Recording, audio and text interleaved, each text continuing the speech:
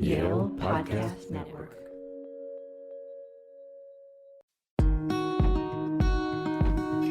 Welcome to this third and final podcast in the Fireside Chat series organized by the Spiritual Formation Committee this year. In this podcast, you will hear Professor Tisa Wenger, Associate Professor of American Religious History, and MDiv student Tasha Brownfield interview each other about their faith journeys in relation to the Unitarian Universalist tradition. Great. Well, hello, my name is Tasha Brownfield, and I'm so excited to be speaking with you today and exploring our faith journeys together. I am a first-year Master's of Divinity student looking for ordination in the Unitarian Universalist Church. I'm interested in military chaplaincy, specifically within the Space Force. My undergraduate degree was in psychology, religious studies, and a minor in philosophy from Seton Hill University in Greensburg, Pennsylvania. And that's the brief synopsis about who I am. And I'll let Tisa introduce herself now. Thanks, Tasha. I'm really glad to be in this conversation with you and have this chance to get to know you better, as well as to think with you about this question of faith journeys and faith formation. I'm Tisa Wenger. I'm Associate Professor of American Religious History. I've been teaching here at Yale Divinity School for almost 12 years, which is crazy. And I was raised actually Mennonite as a missionary kid. I did a undergraduate college work at Eastern Mennonite University, which was then Eastern Mennonite College, and did a master's degree in women's studies and religion at Claremont Graduate University, and then a doctorate in religious studies at Princeton University.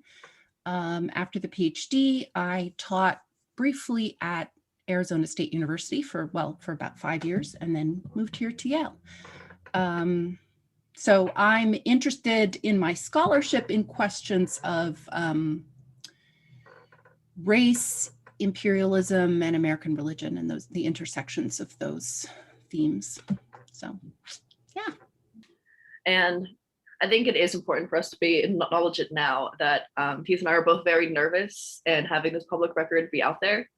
So I think we're gonna kind of go through and figure out what our stories are, what this faith journey means with each other in conversation. But we're both having a sense of nervousness surrounding what is going to be said and how it's going to be presented. Yeah, absolutely. So let's call that out there for the public audience there. We had a little pre-conversation where we both admitted to our sense of anxiety about talking about these things publicly. You would think that a divinity school professor, I would be quite comfortable with about talking about these topics, but it is, as a scholar of religion and a historian of religion, it is not my forte to talk about my own faith journey, really.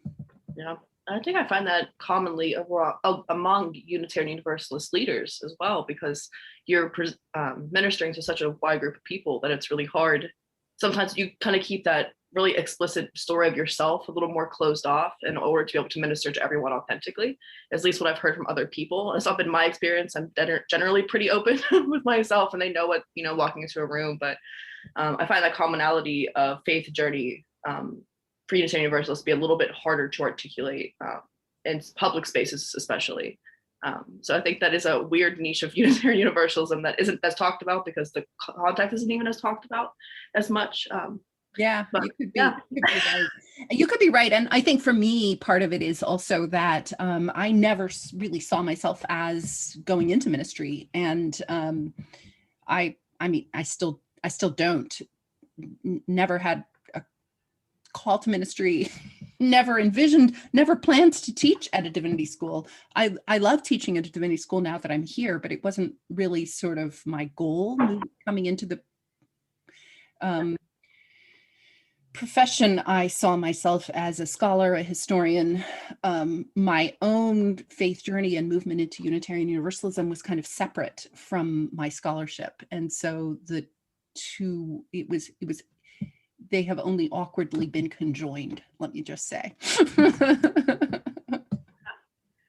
how did you find Unitarian Universalism? How was that journey to the transition of faith for you? Well, maybe I should back up and give a sort of longer story of my childhood and religious background and upbringing. I grew up in a very committed Mennonite family. And so the Mennonite church and Mennonite identity is very central to who I am.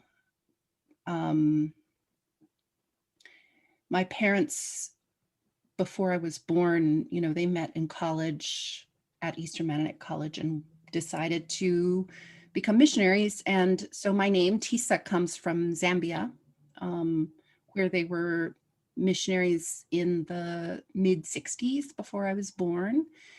And I was born then in Sierra Leone in their second sort of mission trip, and spent a good part of my childhood in Swaziland, which is a small country in southern Africa that is almost entirely surrounded by South Africa. And Swaziland, I realized in retrospect as an adult, I, of course, wasn't really thinking about this at the time because I was just a kid, but it was only relatively recently at the time independent from the British Empire. So it had, I think, only been an independent country for less than 10 years when we moved there. And the king was a hereditary Swazi monarch. So it's a Black African ruled nation, but almost entirely surrounded by apartheid South Africa. And so questions of race and colonialism were absolutely central to life in Swaziland, to life as white missionaries in Swaziland. My parents, I remember them talking a lot about what it meant to be white Christian missionaries there and to have a kind of leadership position. My father was asked to be the general secretary of the Council of Swaziland Churches.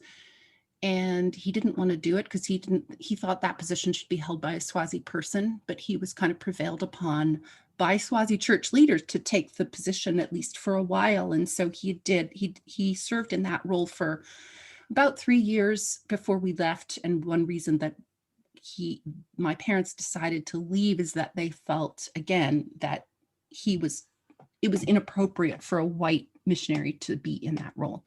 So we also had, refugees from the South African apartheid struggle in our home. And so these experiences, I think, really shaped my interest in the intersections of race and colonialism and religion and the history of missions and all of those things that I work on in my scholarship.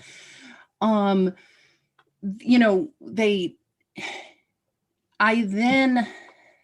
think we moved back to the US and I went to high school in Pittsburgh, Pennsylvania, where Mennonites were kind of a exotic, strange thing that nobody knew so I never really lived in a Mennonite community. I always felt very different, very strange, I had a weird accent because I had lived in Swaziland. I always felt like an outsider.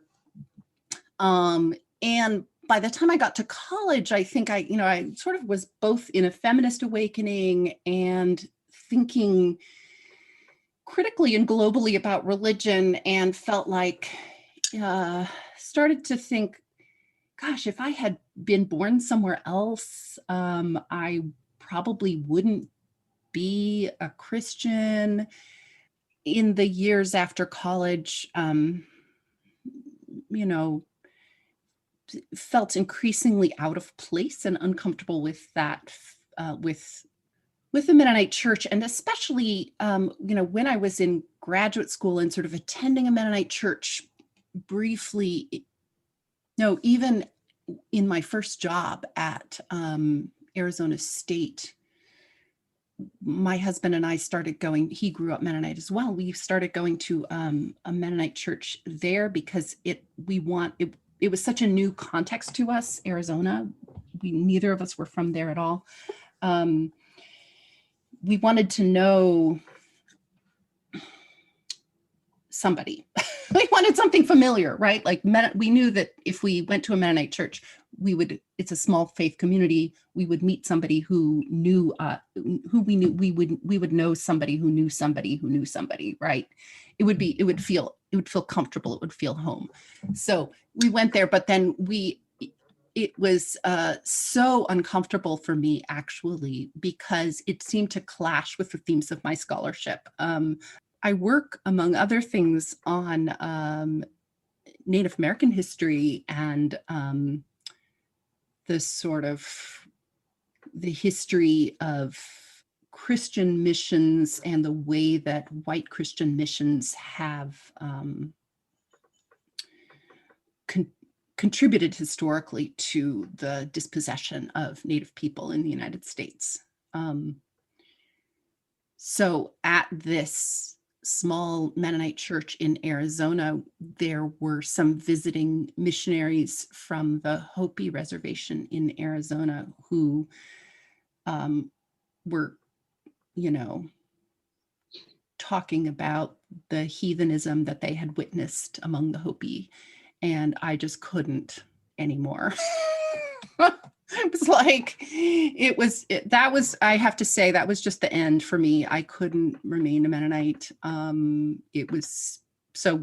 never went back to that church, and I just couldn't go back to the church, even though I still culturally feel formed by that. And so we, after a couple of years after that, started going to the Unitarian Universalist Church in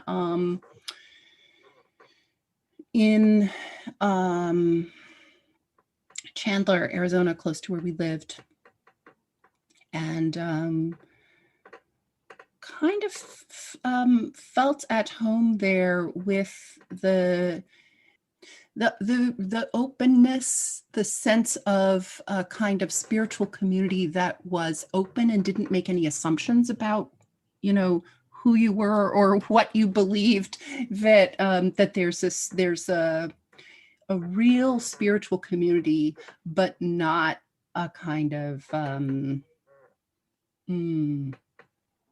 dictates, which of course is a big part of what it means to be you. And it means a lot more. And it means, I think you would find different answers about what it means to be you among anybody you ask, of course.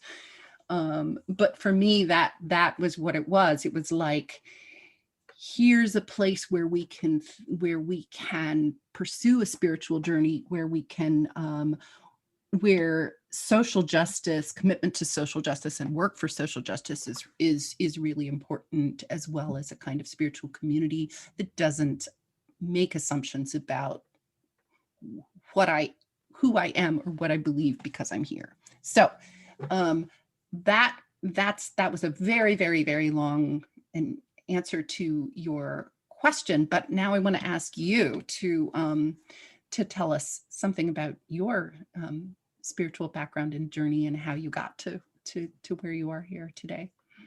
Yeah, well, I find it really interesting that you went to high school in Pittsburgh. That's where I'm currently residing and where I'm from, and lived here for the past 23 years. So that was a nice fun fact I did not realize before. But thank you so much for sharing your story with me and allowing me to get to know you better. So my faith journey so I'm an only child, and so my parents were very, very close. My father just passed almost a year ago exactly now. So working through that. But my parents growing up, my mom was raised Russian Orthodox growing up, and my dad was a Christian on weddings and funerals. Never really attended a church, but Christian, culturally Christian maybe. But his family growing up did not attend church. My grandmother, my maternal grandmother, was from Russia. So she mainly spoke Russian, never got to meet her. She passed away when my mom was 22 years old. So she was raised her whole life in a Russian Orthodox faith, and eventually went to, I think it was a Presbyterian church, so she could understand it better. She can't speak Russian. Understand the services and what was going on. And her mother didn't care where she went as long as she was going to a church. Mm-hmm. So we still celebrate the Orthodox holidays. So we celebrate Christmas on January 7th as well. stuff like that. So some of that has like carried over into like the legacy of like where I feel my faith journey has started, that kind of background of my parents. My parents, similarly to you, kind of wanted me to have a little community, somewhere to start. So I was in a Presbyterian church growing up consistently, probably until I was about 10 or 11 years old. My parents were throwing me off on Sundays together. We always went there and took me there. But a lot of times there, things like didn't make sense. And I would be questioning, well, where's the original Bible? Like, where was Jesus? Was he just like over the hill? He's far away. Like, that's probably like an hour away, right? That's far away. So there's like kind of innocent questionings of like, those kind of questions were interesting in that space, because a lot of times they don't know how to respond to me, especially when I was like, where's the original Bible? I don't understand. Like, there's not an original. Then how, where, how is this? But I was like 6 years old and just very confused. And I would just go to church and exist and like have fun and go to vacation Bible schools, But eventually, pushing into middle school and high school, I started to consistently go to youth groups and church services with one of my closer friends, Shaylin. And Shaylin took me to a very evangelical, conservative Christian church for many years. And I would probably say a total of like 7 years, I would go there, not on Sundays, but at least on their like Wednesday night youth groups. And at first it was okay, and it was just fun and games. But then after we hit puberty and we had talks about sex and what was right, what was wrong, that kind of religious trauma started to set in. And I would leave every Wednesday from this space crying and upset and not really understanding like how a group could hate so deeply but claim to love. Mm-hmm. And it really set me, I think, on a faith journey that led me to be who I am today, where I feel like my friend and I are like, we're still friends. We just went on a trip together, and we actually had this conversation like a couple days ago, like 3 days ago, for the first time. And it's hard because I think like she is very caught up in the rules of what evangelical Christianity teaches you. There's like hard rules and you can't question anything. And she is always noted as very pure and naive and same age and everything as me. And I'm about the exact opposite. Like, we are the polar opposites of a scale of what religious trauma could do to someone. And, where she like very like embraced it and I pushed away hard. So when you said hate so deeply, what's the hate what's the hate that you saw? Hate towards the LGBTQ plus community, specifically with me. And that was hard to listen to every day, about how I was going to go to hell for my particular sins, right? And how my particular sins, not their judgment against my sins, wouldn't send them to hell, but it's my particular sins and expression of sexuality, promiscuity, who I became through this, and that pushback, right? Saying like, how dare you tell me what to do? Where even in my very moderate to liberal Presbyterian church as a kid, I would still question against them, and let alone this evangelical church that I went to, and her whole family telling that they need to save me, that I am going to be cast into eternal life of suffering, telling me about their prophetic dreams that they're having, that I'm going to like die and they're never going to see me again. And it's constant Christian guilt and fear that was instilled into my heart, and just for everything. But it's only around like sex that I was going to be sent to hell, but nothing else, not one thing. And for that particular hate and that particular sin to be highlighted was so traumatic and deeply troubling to me. Mm-hmm. And then finding, I had a really strong sense of atheism then after that kind of pushback. Tim mentioned of the atheist movement in Australia. He's a composer, and like he looks like Beetlejuice, and he just kind of like runs around on stage and he talks about how Christianity doesn't make sense. Mm-hmm. And I really latched onto him, and a Unitarian Universalist showed me Tim Minchin. And in this process of atheism, I was like, that doesn't ring right with me. Like, I'm not an atheist. Like, I still find something divine, but it's not this. It's not this evangelical Christianity that's saying everything I'm doing is wrong, but everything that they're doing is right. And it just didn't make any sense to me when there wasn't even biblical proof for it just never sat right with me. And So I was looking up like different branches of atheism and things like that. And I came across an article called Sexed Up Atheism. And I was like, that sounds like an article for Tasha. And I clicked on it and and I was like reading about pantheism. And I was like, this is what I thought my whole life. All right, here we go. So then I told my friend who showed me to mention, who was the Unitarian Universalist, the only one I ever knew around here before coming to a divinity school.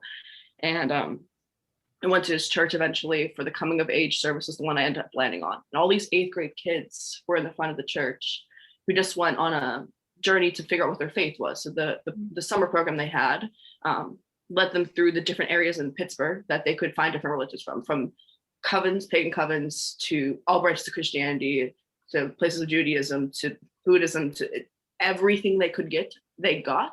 And they gave a presentation at the end of the summer. And this would have been like a July, August.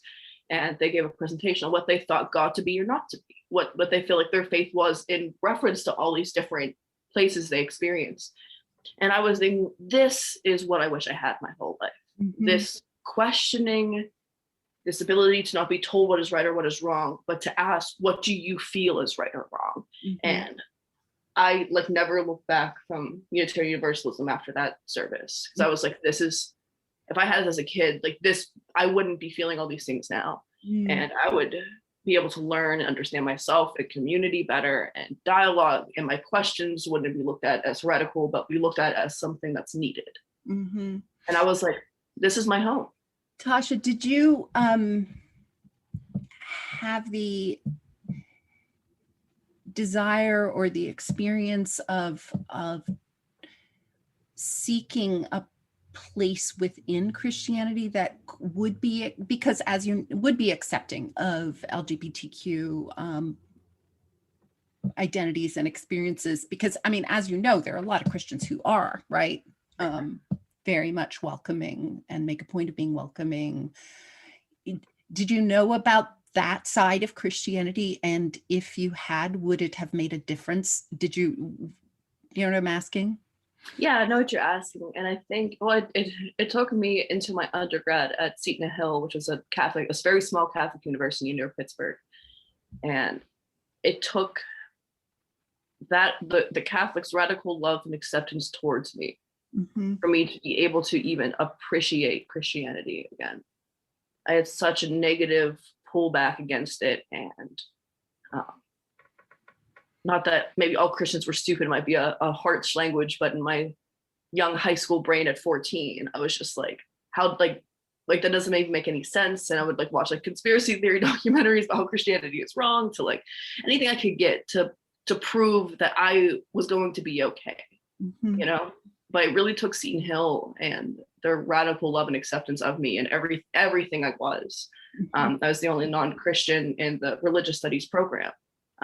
No professor, no student. It was just me. There was people outside of the religious studies realm that had a different questioning of faith, but the majority of people there were Christian. And then there was a lot of witches there as well, which also fed into probably my spiritual expression now.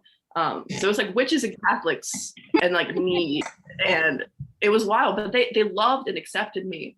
And it took after like a year of being there in my undergrad for me to actually even see Christianity as a valid form of spiritual expression. Like it was that deeply entwined into me, that it just made it almost feel impossible. And they were supportive of me the whole way through. And like without Seton Hill, I would never have thought about divinity school, appreciated or felt love towards Christians or Christianity again. So there's such a pinnacle point, and I'm still in contact with them constantly, from professors to like the writing center faculty to everyone there. Like that was very much like my home. And that's a very common experience among people who have graduated from there. But so I didn't hear, you know, that's, I mean, that you had such a positive experience and of kind of radical love and welcoming at Seton Hill. Yeah, it was definitely a blessing in my life. But I think Seton Hill and the Unitarian Universalist Church has really pushed my faith and questioning of who I am and what I can be and what is valid spiritual expression. And, you know, and I've like never looked back from Unitarian Universalism. And like now I'm starting to dialogue with like the questions and like, you know, like some of like the deeper like colonial aspects of what Unitarian Universalism represents and why the secular is praised. There's things I'm starting to dissect now. Yeah. But Yes. the faith is Unitarian Universalist, and like that's very much instilled in me now. Yes, I would say the same. And it's,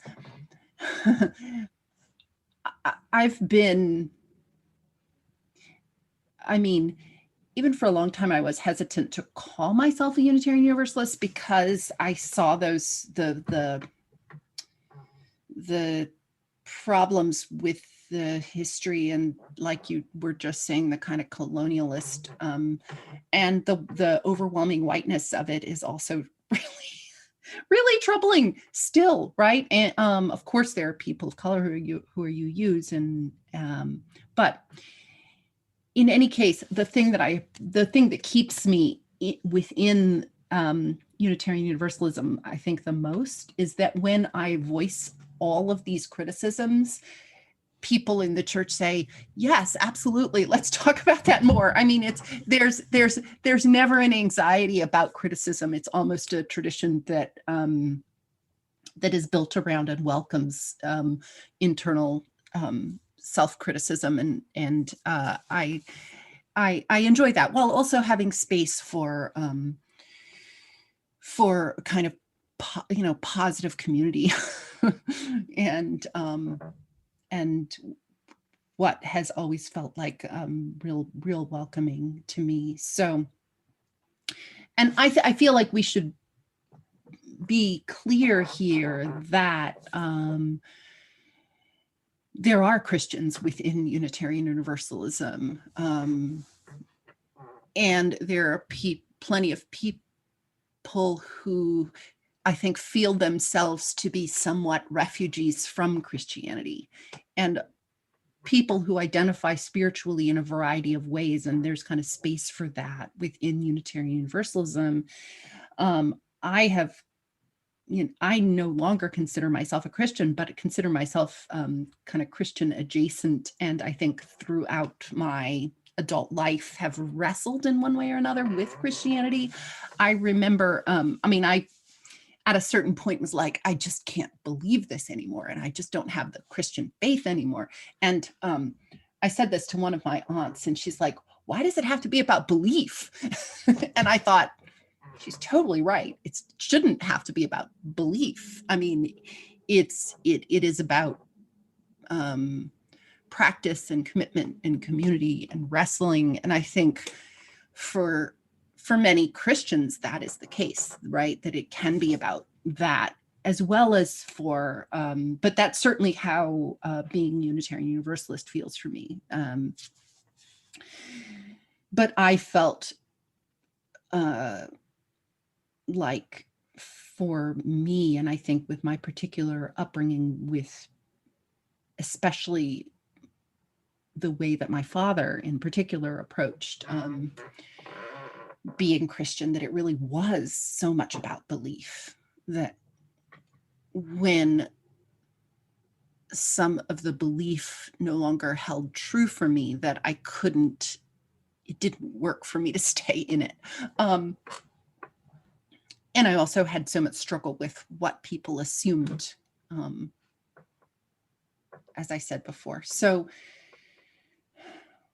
where was I going with that? Just the kind of, the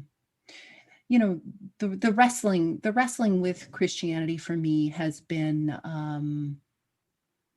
a challenge. And I have to, over the last few decades of this journey for me, have sometimes felt like I missed or wished that I could still have the kind of depth of Christian faith. And I hate to even admit that I felt as a child, right? So sometimes I'm like jealous of people who have that somehow, even though I don't really want it for myself, or don't think that I could recapture it for myself. And so I have been, as a UU, sort of moving towards how I could feel that kind of depth of spiritual community within the Unitarian Universalist tradition. Yeah. Yeah, that's something I also share. Like a part of me like wishes I could be unquestioningly, or like the spiritual depth that you see some people in Christianity having, especially being like raised in that tradition. It's always like a callback forth that I wish I can obtain as well. And it's like a constant like wrestling of maybe it's like the Easter effect, and feeling like I'll see my father again, or you know what I mean? Like I don't know. Like I simply just don't know. And I think kind of having that like faith or belief is like where that stems from, and I just don't have it. And I find some of the the good things in Christianity now, following 2016. And I can call myself also probably Christian adjacent at this point in my faith journey too. It is an interesting balance, kind of like going back and forth between like how can you have that spiritual fulfillment and maybe religious fulfillment, whether it be like ceremonial religiosity to individual to private to, so like what kind of forms of religiosity are like lacking. I feel like a lot of times in Unitarian Universalist spaces, there tends to be so because there's so many different spiritualities that comprise one religious space, sometimes it's hard to find a spiritual space that uplifts you all the time. And I find a lot of very Christian Unitarian Universalist spaces, they'll say like, oh, like, you're not, like, it's like, okay, you believe this and like you're not a Christian, but you're still going to heaven, like don't worry about it. And I'm like, that's not what I want to hear. Like that's invalidating me on so many different levels of who I am, to be like, you know what, like you're fine, like, but you're not right. Like your belief is not right. You're gonna go to heaven, so don't worry about it. Just, I guess, keep doing you. Like very, so there are those moments in UU spaces that I've been very like, thank you. Yeah. So there is like a struggle of faith and like what is valid. Yeah. And UU spaces for non-Christians and Christians alike. So it's a really hard balance to maintain within churches, or even just like casual groups between Unitarian Universalists that are focusing on faith, like development. Right. Well, and that's one of the problem points, I think, for me with Unitarian Universalism, is this kind of the radical individualism that is part of the tradition has always troubled me, because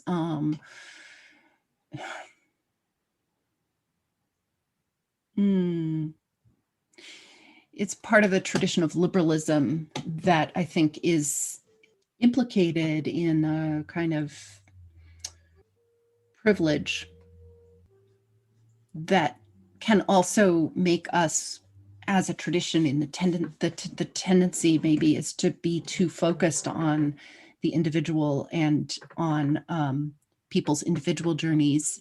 And that can make it hard to pay attention to a kind of the fabric of the whole community. And it can remove responsibility for injustice and for who is not being held up by the community. And I see that actually the way that Unitarian Universalism generally is wrestling with questions of racism, diversity, inclusion right now within the tradition, that this is one of the pressure points, right? This is how do we balance our deep commitment to kind of individual faith journeys with a equally strong commitment that I think is real among Unitarian Universalists now to the community as a whole and to social justice. Yeah, I definitely agree with that as well. And I feel like, how do I want to phrase this? I feel like the individualism is an issue, but for me, it's something I'm even questioning now with my faith of pantheism, because it's still very true and deep to me. But that language of pantheism, the kind of scientific language of pantheism, and the Unitarian Universalist Church's general proclamation of faith, or like what's going on, tends to be from a very secular based language, which is a very loaded term. I'm aware of that. But that language has rung true to me. And at first I was just like, that just doesn't make sense. Like science, and like, that is the ultimate truth. You know what I mean? And like going through those questions young, and kind of being at Yale Divinity School, I've been thinking how, like, why do I feel like that language is superior above like the supernatural language? And it's from like a deep colonial bias that I have to deconstruct within myself. And I feel like not only for myself, but also for the Unitarian Universalist tradition, that it's so bound up within colonialist, imperialist Western ideals, that its use of language and music and so many aspects really swings towards Western colonial bias. And it's impacting my faith journey as well, because it's, for me, like, it's good. I'm like, okay, cool. Like the secular language, the scientific language of the cosmos, instead of using God language, resonates with me. That's good for me. And I found that for me. Mm-hmm. But why do I feel like that is best for me? And that's a question I'm going into. And I also hope that Unitarian Universalism as a whole all starts dialoguing with those kind of colonialist set questions of individualism to scientific language rather than the supernatural or godlike language, because that's definitely a dichotomy that I see within the Unitarian Universalist faith. Yeah. So Tasha, tell us what brought you to Divinity School and where the call to ministry? Well, a call to ministry would not have been in my future, even at the beginning of Seton Hill. My friends were even surprised I was going to a Christian university. Fun fact, I was so away from Catholicism when I was a kid, I never saw a nun in real life. Seton Hill was run by nuns. When I was a kid, I never knew that nuns were real. They were on TV, people dressed up like them for Halloween, but I never saw one in real life. So I'm at the Uniontown Mall in Southern Pennsylvania, and in July, and there's a group of nuns in the JCPenney. So I'm like, it's July, why are they in costumes? Probably like 10. And my grandmother and aunt are like, they're nuns. I'm like, oh, what do you mean they're nuns? Because like nuns are like dragons, they're like mythical creatures. So I was like, what do you mean? And they were that's like, no, really funny. That's what they do. I was like, oh God, that's what they're real. And I was petrified of nuns for like a good 7 years. I was like, because they were just magically real one day. I was like, this is horrifying, right? So I was very separated from Catholicism. I was very separate from Christianity when I was graduating high school, but I chose Seton Hill. And I was like, what in the heck? So nowhere in my life growing up was I was thinking ministry, divinity school was the path for me. It was not an easy path. I knew no one who was pastor, so I wasn't a PK by any means, and none of my family went to graduate school. So it's just weird, right? So then at Seton Hill, I ended up traveling abroad with Seton Hill with Semester at Sea and Seton Hill University. So Semester at Sea is where it's like a university on a cruise ship, and we traveled the world and able to experience like different religious faiths. And on that ship, I was able to like lead a bunch of different clubs between like the LGBTQIA community. I led the meditation club every night at 7:30, and I started to like really my leadership skills and community access skills. I was an RA for 3 years at my undergrad, a resident assistant. So there's lots of things I was like a leader with, but then the spiritual side of me started to become a leader with Semester at Sea, and in returning, it's still that kind of leadership presence was there. And basically I formed like a Unitarian Universalist club. It had many different nicknames, but it was like the Pantheist, Agnostic, Humanist, and a bunch of different things for a Semester at Sea. And I also had one, it was renamed to the Mushroom Club is what it ended up just sticking at. It was the Mushroom Club, and I was fine with that. I'm a licensed mushroom forager on the side, so we talk about mushrooms a lot. But I'd love to hear more about that, but maybe not at this point. Maybe not now. But kind of leading all those organizations and clubs and finding my path towards Unitarian Universalism. And I think a part of it was that growing up, I knew no one who was pantheist. I knew no one that had similar aspects to me. And the Unitarian Universalist faith could uplift it, and there was a space for me, kind of if I made it, but it was there. I was accepted there, and that's what I got. But I never had a mentor for anyone that was similar to me up until after my undergraduate, but it was a mentor that was still opposite in faith to me. There's still no one that I have that is a similar faith journey to me that I've ever found. but I know there's lots of people online in Facebook groups, on TikTok, to everywhere that are trying to find some sort of somebody that they can look for, ask questions to, and dialogue with. And I feel like that is what kind of like pushed me towards like maybe I could be like one of the leaders of what pantheism is, and Unitarian Universalism kind of gives me that space, and Yo gives me that academic dialogue and training that I would need to do so. And that's kind of where it started. But then it was more of a call to actual ministry when I came back, because my church of Unitarian Universalist Smithton, Pennsylvania, they asked me to start giving lay sermons. We're a completely lay-led congregation. We have no ministers. It's only run by the board and basically the people that we can bring in. And they're like, hey, like we want to hear what your experience abroad, what you've learned. So I started giving sermons there.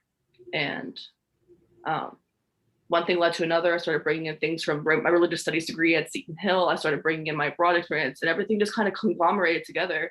And I was like, this is everything I ever looked for. Like ministry itself is the conglomeration of psychology, religious studies, philosophy, passions of music and singing, arts, academic thought, and constantly questioning.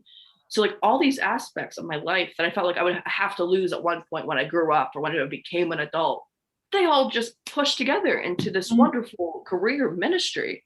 And I was like, following if I should be parish minister, if I should go towards chaplaincy or more non-traditional route.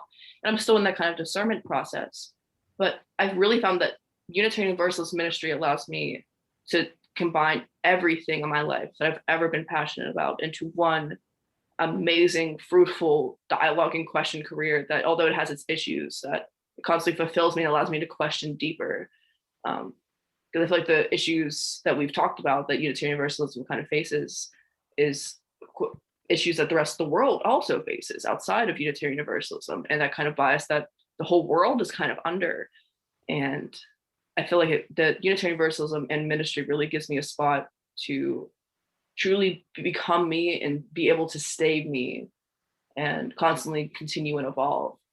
And now I'm looking at military chaplaincy. More specifically, I'm looking at Space Force chaplaincy, which already military chaplaincy is a little odd. There's only 3 active duty chaplains that are Unitarian Universalists right now. Because Unitarian Universalists tend to be pacifist or like not, or anti-military at some points even. And my family, I should also note, my family is a 3-party household, and there was 3 of us in the household politically. My mom Democrat, dad Republican, and I'm independent. So it was I was always used to different views in a space. And Unitarian Universalism, I feel like, is, although it's heavily liberal, my congregation is kind of split similar to my household because of the area I'm in. But I feel like the military chaplaincy and kind of dialoguing with the conservative and kind of still keeping that as a part of my life and learning from them as much as they are learning from me is also such an important aspect.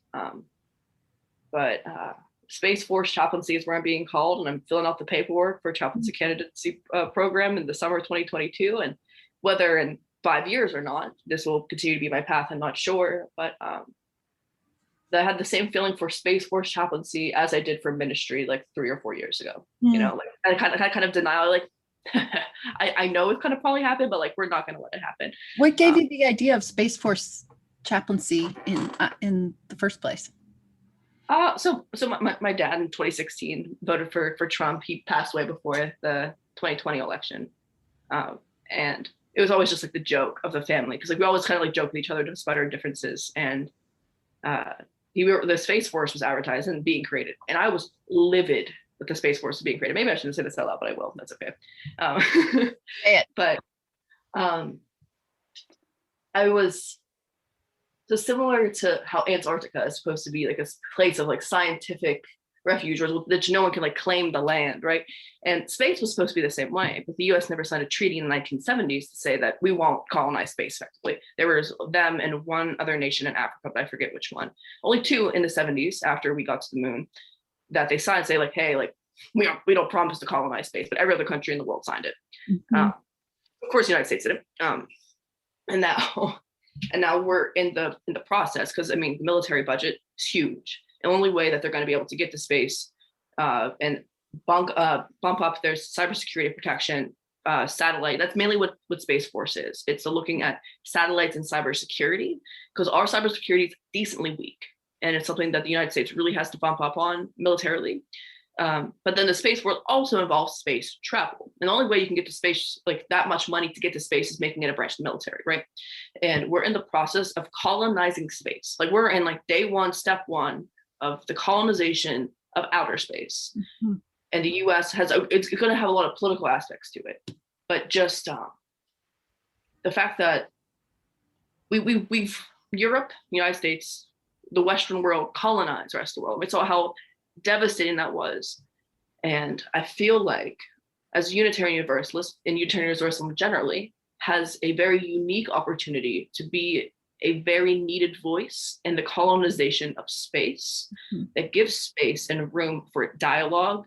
And although it's not the best at what Unitarian Universalist was trying to do, I feel like UU has a very unique opportunity to be able to form a kind of religiosity of space, because how can we make sure what happened on the earth doesn't happen in space? Although we're not colonizing alien creatures, we're going to build a new world order effectively, not to sound like but we're in the day one colonizing space. And I feel like the only other thing I'm missing in the ministry packet of how it combines psychology, religious studies, is astronomy and space. That's what draws me to pantheism. Something my father had a passion in, even though he was just a redneck farmer, self-proclaimed redneck farmer, landscaper. Loved astronomy and space. And it's something I've always had a passion for. And I think that's why pantheism resonated so deeply with me. And I was like, pantheism, okay, if I got to space, if I could be the first minister in space, that's the ultimate pilgrimage for my pantheist self, for a more individual of why. That's so interesting to me, but I mean, I have to I have to admit I'm troubled, and I always have been troubled, and I hear your discomfort as well with the language of colonizing space, right? Like it's because that is the language that is used, but it has such troubling resonances with colonial history that you mentioned. And so what do we do with that? Like because I can't buy into the idea of creating some sort of new utopian colony in some other place. It just doesn't sit right. I mean, I think we need to tend our own gardens in a sense, right? And I say that as a very committed gardener, but I mean, we need to focus. I think that we need to focus on fixing what's wrong here on Earth. Yeah, I fully agree with you too. Where like I wish this military budget was being spent on what needs to be done here, right? How I wish, and that's why I was so angry at the creation of this stupid branch of the military, right? But I can't stop it, no matter how many protests we hold, no matter what we do. Right. The powers of the United States are about to colonize space, and the rest of the world is about to jump in on it and make their own branches of space military, right? Where it's going to start a wave and a butterfly effect into the rest. Well, and I think we do need people who work within systems as well as people who kind of are critical of systems from the outside. Yeah. And sometimes it can be a challenge to figure out which role is the right role. Yeah. Me, I feel like it's definitely on the inside, and I feel like from exposure to many different cultures around the world, and also just within the culture of my household, that I am sympathetic to both sides, which is a really scary thing for me to say as a UU, right? Mm-hmm. When someone like my father is like the hero of my life, and so it's always a hard dialogue to conquer within UU spaces or academic spaces even. Mm-hmm. But I feel like because I have an ability to connect political opposites and dialogue with people who are opposite of me, that my skill set also holds a very unique role for me to be on the inside of what Space Force is doing, because I refuse to let the evangelical Trump Christianity, in which that has traumatized me so much, be the religion of space. I absolutely refuse. Like, I'm not necessarily a full pacifist, but I don't agree with the military too much either. I'm not terribly patriotic. I'm more critical of the United States, but I refuse to let evangelical Trump Christianity, the oppressive Christianity that evangelicalism can produce, can, not always, but can, be the religion of outer space. And that will be the new frontier eventually. The Earth's resources are dying out, whether it be in 500 years or 2000s, if humans make it that long, it'll be out that we'll end up having to go.